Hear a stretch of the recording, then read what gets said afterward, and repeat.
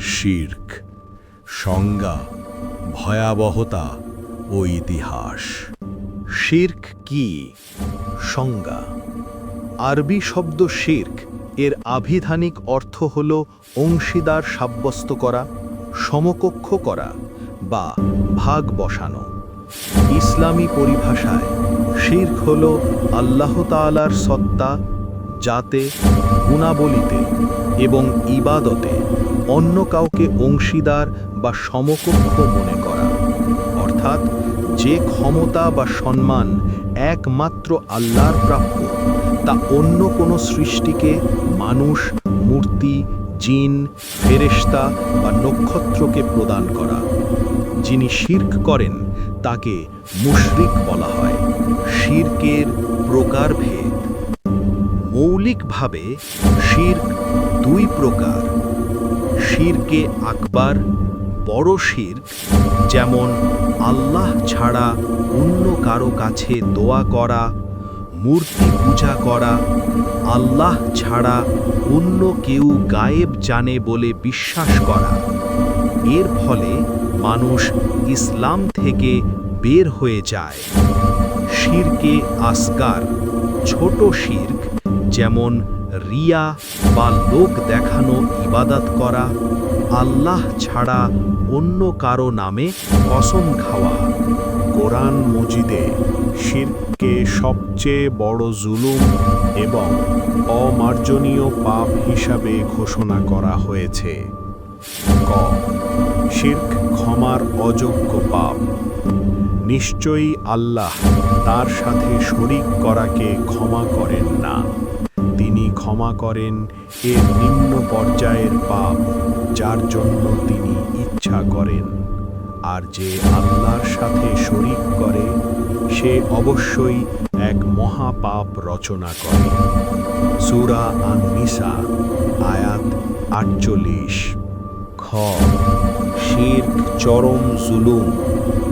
লুকমান হাকিম তার সন্তানকে উপদেশ দিতে গিয়ে বলেছিলেন, হে বৎস, আল্লাহর সাথে শরীক করো না, নিশ্চয় শিরক চরম জুলুম। সূরা লুকমান আয়াত ১৩।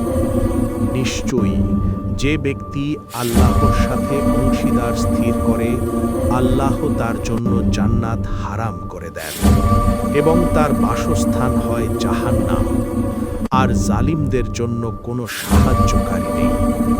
সূরা আল মাইদা আয়াত ৭২। রাসূলুল্লাহ সাল্লাল্লাহু আলাইহি ওয়াসাল্লাম শিরক থেকে বাঁচার জন্য উম্মতকে কঠোরভাবে সতর্ক করেছেন। ক। সবচেয়ে বড় পাপ। আব্দুল্লাহ ইবনে মাসউদ রাদিয়াল্লাহু আনহু থেকে বর্ণিত, তিনি বলেন, আমি নবী করিম সাল্লাল্লাহু আলাইহি ওয়াসাল্লামকে জিজ্ঞেস করলাম, আল্লাহর কাছে সবচেয়ে বড় গুনাহ কোনটি? তিনি বললেন, আল্লাহর সাথে কাউকে সমকক্ষ স্থির করা, অথচ তিনিই তোমাকে সৃষ্টি করেছেন। সহিহ বুখারী ৪৪৭৭, সহিহ মুসলিম ৮৬। খ। ধ্বংসাত্মক কাজ। রাসূলুল্লাহ সাল্লাল্লাহু আলাইহি ওয়াসাল্লাম বলেছেন, তোমরা ৭টি ধ্বংসাত্মক কাজ থেকে বেঁচে থাকো। সাহাবীগণ জিজ্ঞেস করলেন, হে আল্লাহর রাসূল, সেগুলো কি? তিনি বললেন, ১. আল্লাহর সাথে শিরক করা। সহিহ বুখারী ২৭৬৬ নম্বর হাদিস। গোপন শিরক, রিয়া। রাসূলুল্লাহ সাল্লাল্লাহু আলাইহি ওয়াসাল্লাম বলেছেন, আমি তোমাদের ব্যাপারে ছোট শিরকের ভয় সবচেয়ে বেশি করছি। সাহাবায়ে কেরাম জিজ্ঞাসা করলেন, ইয়া রাসূলাল্লাহ, ছোট শিরক কি? তিনি বললেন, রিয়া, লোক দেখানো ইবাদত। মুসনাদে আহমদ ২৩৬৮। শিরকের সূচনা। মানব ইতিহাসের শুরুতে হযরত আদম আলাইহি ওয়াসাল্লাম থেকে নূহ আলাইহি ওয়াসাল্লামের পূর্ব পর্যন্ত মানুষ এক আল্লাহর ইবাদত করত। তাওহীদ। ঐতিহাসিক ও তাফসীরবিদদের মতে, যেমন ইবনে আব্বাস রাদিয়াল্লাহু আনহুর বর্ণনায়, নূহ আলাইহি ওয়াসাল্লামের জাতির মধ্যে সর্বপ্রথম শিরকের সূচনা হয়। সে সময় কিছু নেককার বা বুজুর্গ ব্যক্তি ছিলেন, যেমন ওয়াদ, সুয়া, ইয়াগুস, ইয়াউক ও নাসর। তাদের মৃত্যুর পর শয়তান মানুষের মনে প্ররোচনা দিল যে তাদের স্মৃতি ধরে রাখার জন্য তাদের প্রতিকৃতি বা মূর্তি তৈরি করা হোক। প্রথম প্রজন্ম কেবল স্মৃতি হিসেবে রাখল, কিন্তু পরবর্তী প্রজন্ম শয়তানের ধোঁকায় পড়ে ভাবল আমাদের পূর্বপুরুষরা এদের পূজা করত এবং এদের মাধ্যমেই বৃষ্টি চাইত। এভাবেই পৃথিবীতে মূর্তি পূজা বা শিরক শুরু হয়। দ্রষ্টব্য সূরা নূহ আয়াত 23। আরবের জাহেলিয়াত। রাসূলুল্লাহ সাল্লাল্লাহু আলাইহি ওয়াসাল্লাম যখন মক্কায় আসেন, তখন আরবরা আল্লাহকে সৃষ্টিকর্তা হিসেবে মানত, কিন্তু ইবাদতের ক্ষেত্রে মূর্তিকে মাধ্যম ধরত। তারা বলত, আমরা তো এদের মূর্তিদের পূজা এজন্যই করি যে এরা আমাদেরকে আল্লাহ নিকটবর্তী করে দিবে। সূরা আজ-জুমার আয়াত 3।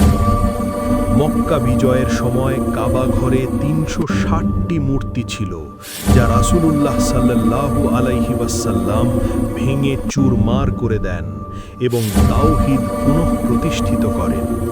রাসূলুল্লাহ সাল্লাল্লাহু আলাইহি ওয়াসাল্লাম শিরক থেকে বাঁচার জন্য এই দোয়াটি বেশি বেশি পড়তে বলেছেন। উচ্চারণ: আল্লাহুম্মা ইন্নী আউযু বিকা আন উশরিকা বিকা ওয়া আনা আলাম ওয়া আস্তাগফিরুকা লিমা লা আলাম। অর্থ: হে আল্লাহ, আমি জেনে শুনে তোমার সাথে শিরক করা থেকে তোমার নিকট আশ্রয় চাই এবং না জেনে শিরক করে ফেললে তার জন্য ক্ষমা চাই। মুসনাদে আহমদ। শিরক হলো এমন এক অপরাধ যা মানুষের সমস্ত নেক আমলকে ধ্বংস করে দেয়। ইসলামের মূল ভিত্তি হল লা ইলাহা ইল্লাল্লাহ, অর্থাৎ আল্লাহ ছাড়া কোনো সত্য বা মাবুদ নেই।